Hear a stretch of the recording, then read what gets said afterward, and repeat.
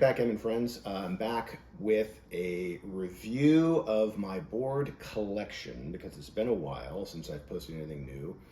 It's also been about 2 years since I got my very first board, and I had mentioned wanting to kind of show any wear and tear on the boards, how they hold up under use, and also kind of give you my insights into what I like about my various boards and what I might recommend that you do differently, or things to add to the boards, and just give you my thoughts on which boards I find myself playing on more than others.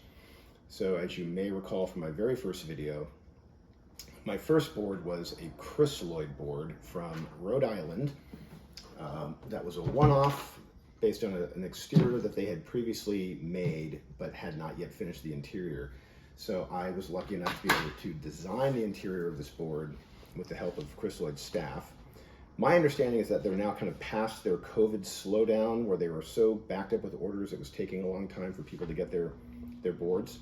So these boards now, I think even custom or boards you're buying from their stock are getting to customers now in like as little as 3 weeks. So as you may recall, I designed this board around the checkers actually, which were kind of based on some blue moon checkers and then some checkers that I got that were just, I thought just a really cool light blue color that really popped with these points.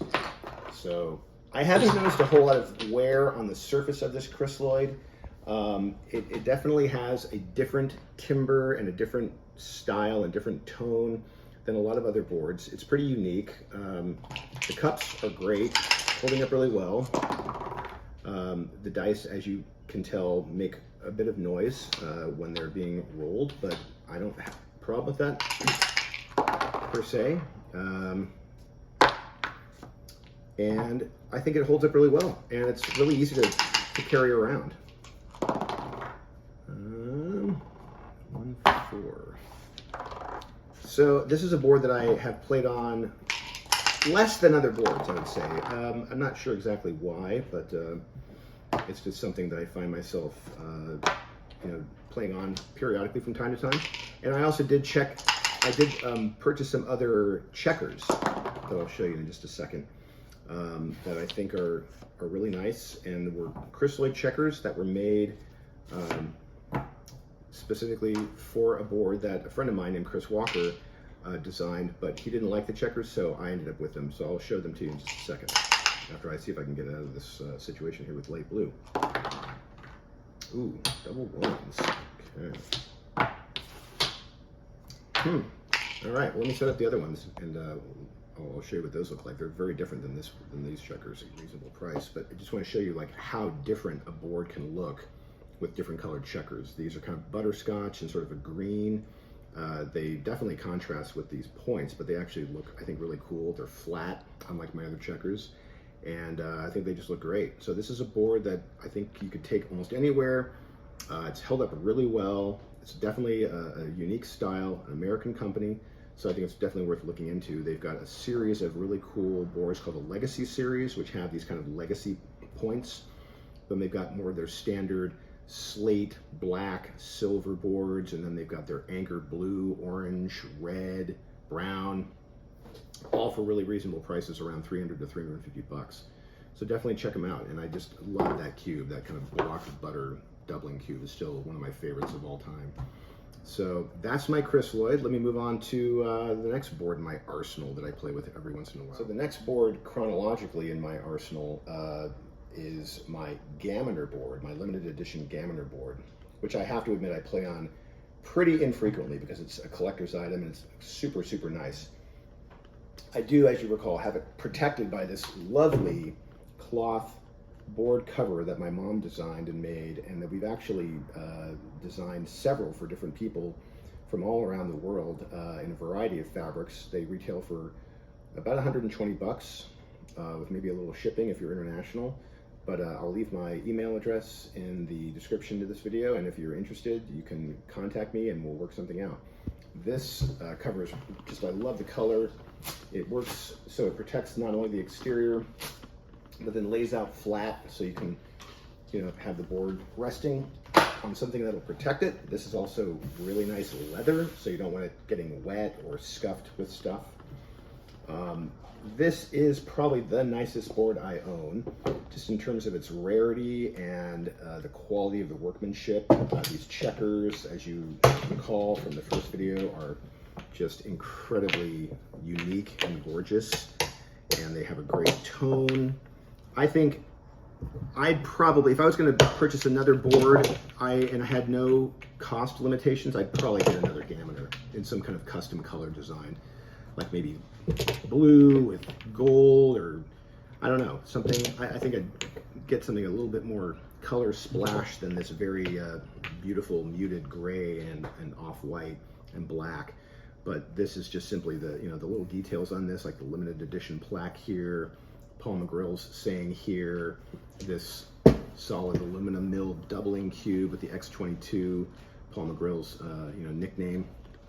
These are all just super unique details that would be hard to replicate on any other board. But the workmanship on this board is just astounding. It's just so nice. So, and as you can hear, it's a very quiet roll. It's really nice dice. Just gorgeous checkers all around. I love playing on it, but I do it sparingly because I want it to stay very pristine. So we'll see. I don't know when I'm next going to play on this. I know Jonas Seawall, who lives in Denver, has one of these. I think it's number 3. I don't recall. And he brings it to tournaments and plays on it all the time. I'm not going to do that. So that's that. I think my checker play on this is okay. Let's see. Ooh. Not sure. Oh boy, I don't know about that. I could be doing this way wrong. Ooh, shift twice. Interesting. Okay, on to the next board. Next on deck is a board that I have to admit I play on a lot. It's a unique board. It's longer than most of my boards. It's the FTH board that I got from Fazil and Hanım Terlemez in Germany. They're Turkish, but their boards are made in Germany. And as you can see, this is a long board, vinyl exterior, corner protectors, beautiful wool felt interior. This is a unique doubling cube that I got from a guy named Scott Peterson, who goes by Save the Gammon. I don't know if he's making cubes now. I think he's taking appointments for custom orders, but I was lucky enough to get this cube some time ago. I also actually changed the dice cups. The dice cups that came with this board have a little bit of it's a little bit too thick, the triplet for me. The dice tend to get caught up on it a little bit. So if you're going to buy an FTH board, I personally recommend getting the round cups that I think have a slightly smaller triplet. These oval cups, while nice, I find my dice getting caught up on them a little too often. So I upgraded to these leather dice cups from Gammon Village, which have done a great job. I also upgraded and got some other checkers, which I won't show you right now, but these are the checkers that came with this board. They're beautiful. FTH boards are used in tournaments all over the place, from California to Florida and on to Europe. They're super nice. They play beautifully. The wool felt is gorgeous. And you could put all different kinds of checkers on these. If you wanted to get different color checkers, you could go with all different combinations. This happens to be very monochromatic, but I do really like playing on this board. It's really smooth. The checkers move like on glass. It's very quiet. I'm not worried about playing on it too much, like my Gammoner board, which is going to be a very special collector's item. So this is one that I just find myself playing on when I'm just kind of rolling dice, putting out positions, doing rollouts, figuring out what the correct move is and stuff like that. So just really a unique board. Oops, actually I'm rolling black.